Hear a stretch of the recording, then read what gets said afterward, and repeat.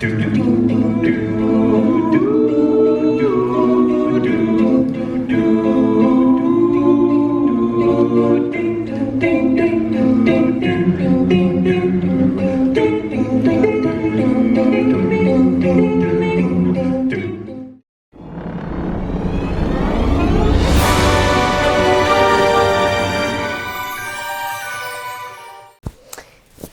there, my spooky, scary skeletons. It's Chloe in real life, and welcome back to another episode of my Halloween Spooktacular. Today, I am talking about something super awesome.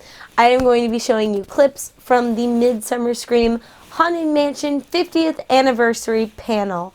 This panel was so cool, you guys. I cannot wait to show you it because the Haunted Mansion was a really important ride for not only Disney, theme parks, themed entertainment, but also for me. It started my love of spooks. So let's go check it out. When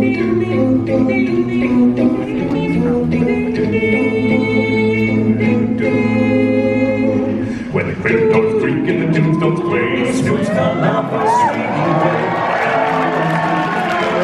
and begin to vocalize. Grim, gritty ghosts come out to socialize. So let's talk a little bit about the Haunted Mansion. This ride was so important. Disneyland was the first theme park I had ever been to, and Haunted Mansion was the first spooky attraction I had ever experienced, and I loved it right away. Haunted Mansion was honestly one of my favorite rides at Disneyland, and the fact that it's 50 years old is crazy. I can't believe it.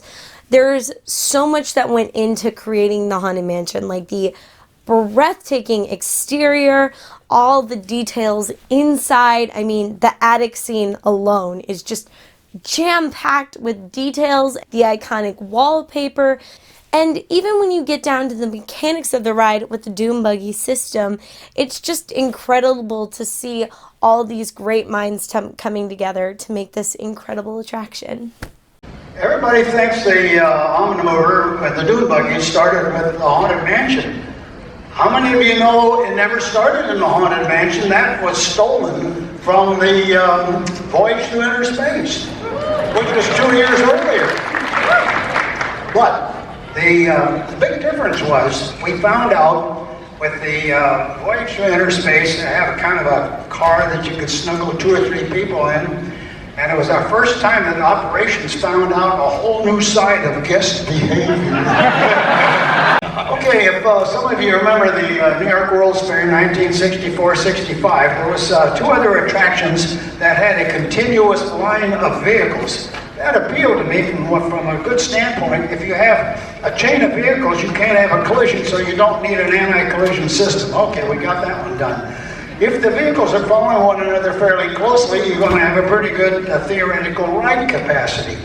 Well, these 2 vehicles that I'm talking about, one rode sideways, one followed the vehicle in front. So all you saw was the back of the hair of the people in front. Well, that's not fun.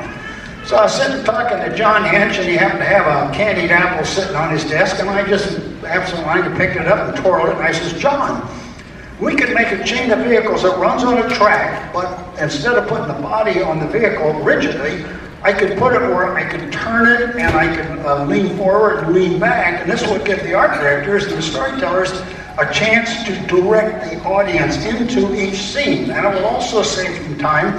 As you turn from one scene to the other, you can turn quickly and have less time loss in the segue between scenes. And it was such a simple thing, and I said, John, we're going to move a bunch of people, and we just moved in all different directions, and I was a pilot at the time, and there was a thing called a navigational aid called Omni Range. I said, John, this is the Omnimover. So you got to watch out what you call your first sketch, because your name got stuck, and we never got a chance to give it a proper name, so I'm sorry. But that's how it developed. The writers if you remember, the Haunted Mansion was going to be a rolling crump, scary walkthrough, and you can't control people when you go from a sequence of one thing to another. And as they saw us developing the Omnimover at 1401 Flower in the back, we had a little test track. They said, "Oh my gosh, that solves our walk-around problem." So bang, the Haunted Mansion would have been sitting there kind of dormant for years figuring out how to do it. They said, we got it, we got the answer. So the Haunted Mansion changed and went in a whole new direction of the idea that you have directed scenes, you have all the gags that you want to do, and since the track had already been going to prove itself out very well, the dune buggies came to life. So now let's talk a little bit about the mechanics. Bob Gurr was responsible for creating the Haunted Mansion's dune buggies to help tell a better story, which really shows in the Haunted Mansion. I mean, you can feel your car moving in different directions, and I mean, obviously, when you're going into the graveyard scene, I feel like there's the best part. I feel like we can all agree that the best part of the Haunted Mansion is where you get to like lay back in your dune buggy and you get to see everything. It's wonderful, it's iconic, and it's my favorite part. So let's talk a little bit about the interior of the Haunted Mansion because it's gorgeous. It's an incredibly a beautiful attraction when you really think about it. When you take all the spooks away, it's a mansion and it's super pretty. I worked with Walt Disney and I actually traveled to New Orleans with Walt Disney, his wife Lily, his brother Roy, and his wife Edna. And the stories Tanya was telling about how her and Walt went to New Orleans to go antique shopping and pick out furniture for the Haunted Mansion just blows my mind with how much detail and how much love was put into this ride. The fact that Walt was so involved with one single attraction, especially with something like interior design, which he had someone to do that for him. But the fact that he wanted to be involved and he wanted to see what was going into his park is just so cool to think about.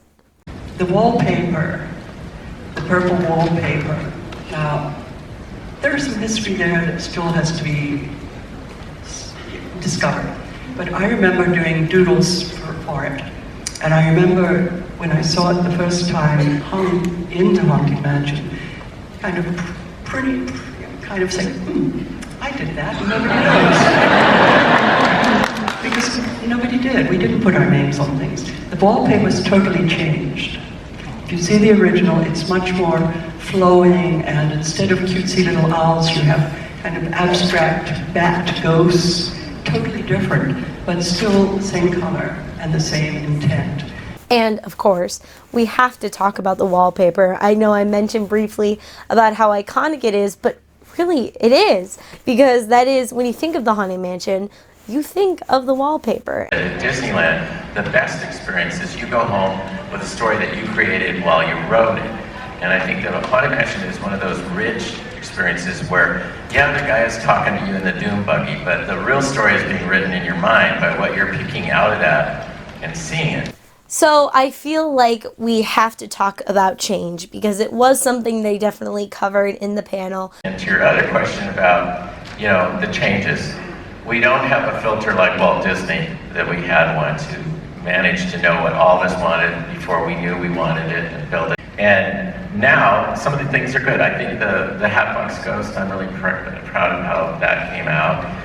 There are other things I don't like. I think one of the things we really need to do with technologies that are out there today and the ability we have to convert them into dimensional things is a little bit of stepping up to that line and going in there and touching some of the sacred things.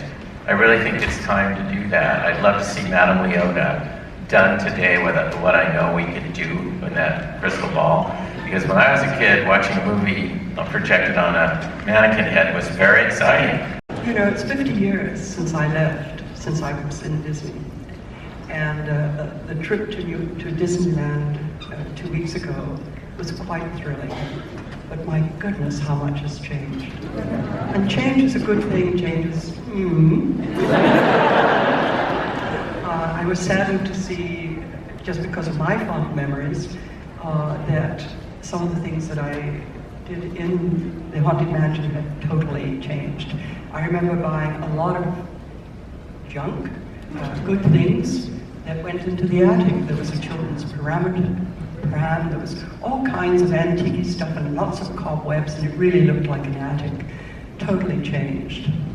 Much has changed, and it has two things wear out. Everybody has their own idea, but hopefully they have kept authenticity and detail and cleanliness as the three things that Walt wanted in that park.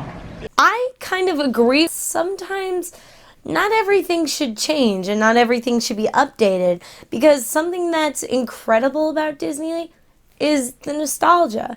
And yeah, everyone might know how the Pepper's Ghost effect works, but that's something that we love about the Haunted Mansion, and something that I feel like just, yes, you could recreate it with 3D holograms and all this future technology, but something that is beloved about the Haunted Mansion is how they used illusions to create these awesome effects, and I love it. But in other ways, change is good, with the bringing back of the Hatbox Ghost. Look at all the little detailing. That's what, to me, has made Disneyland part of the success today. And that's what Walt wanted. He wanted the detail. He wanted the authenticity. He didn't want you to really it to jab it at you, but he wanted it to be as you walk down.